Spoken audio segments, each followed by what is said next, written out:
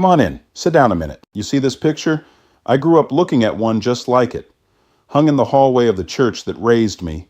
Fair hair, light eyes, wings like a swan. And not one soul in that church looked like that angel. Not one.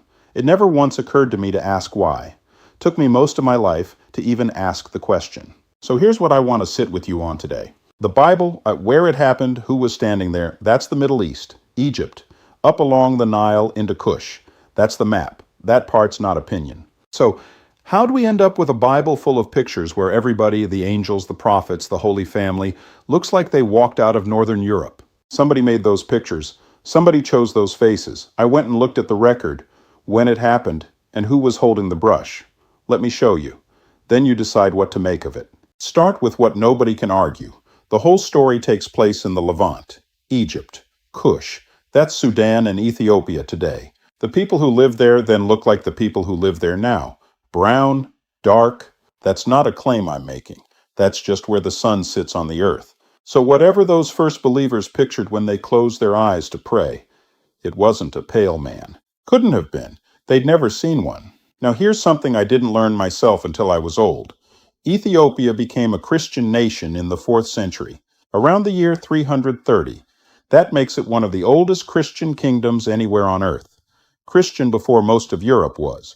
And when Ethiopian believers painted the angels, painted the Holy Family, they painted them dark, brown, like the folks sitting in the pews. They've painted it that way for over 1,000 years, unbroken. That's not some new notion somebody cooked up last week.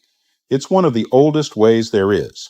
2 traditions, same Bible, 2 different faces. Now, they can't both be the plain neutral truth. Somebody, somewhere, painted from where he was standing. So when did the version you and I grew up with take over the whole world? Here's the record. In Europe, from about the 1400s through the 1600s, what they call the Renaissance, European artists painted the Bible. The famous ones, all of them. And they did what painters have always done since the beginning of painting. They painted what was in front of them, their own faces, their own kings and queens, dressed up as saints and angels. The art historians don't even argue about this part. A European painter in the year 1500 painted a European angel because a European face was the only face he had to look at. And then, a lot closer to home, 1940. An American painter named Warner Salmon made one picture of Jesus. Light hair, light eyes. And that one picture got printed something like 500 million times. Went in Bibles, went on church walls, went in soldiers' pockets in the war. That painting from Chicago in 1940 is a big piece of why the face in your head looks the way it does. Not ancient, not from the Holy Land. Chicago, 1940. Now sit with what that adds up to.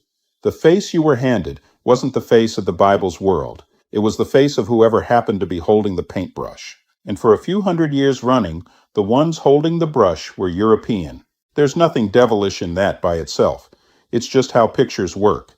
People paint themselves, always have. But here's the price of it, over a long time. When every holy face a child ever sees looks nothing like that child, the angel, the prophet, the Savior himself, that child learns something. Nobody has to say a word out loud. He just learns, real quiet, that the holy ones were them.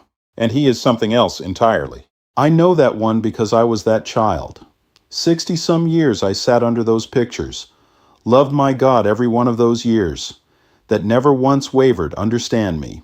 But some part of me, way down low where you don't look, it had gone and decided the divine had somebody else's family's face, not mine. Wasn't till I was an old man that I finally went and looked at the record for my own self. And the record didn't tell me my God was black. It told me something simpler than that. It told me the picture up on that wall was a choice a man made, not a fact that fell down out of heaven. That right there set down something I'd been carrying a long, long time. So I'm not going to stand here and tell you what the angels looked like. I wasn't there, and neither were the men who painted them pale. Here's only what I laid in front of you. The Bible's world was a brown-skinned world. That's the map. The oldest African churches painted it that way for 1,000 years. Europe started painting it its own way in the 1400s, and a good piece of what's in your head came off a canvas in Chicago in 1940. That's the record. Every bit of it's there for you to go check yourself. The maps, the icons, the dates, the painter's own name. You look at it, and you decide, for your own self, which pictures were telling the truth, and which ones were just the men who happened to be holding the brush. I've told you what I see. If you want to sit with more of these, the things I've spent my old age finally going back and reading for myself, I'm right here. Every week. Pull up a chair. That's all I've got for you today. You take care of yourself now.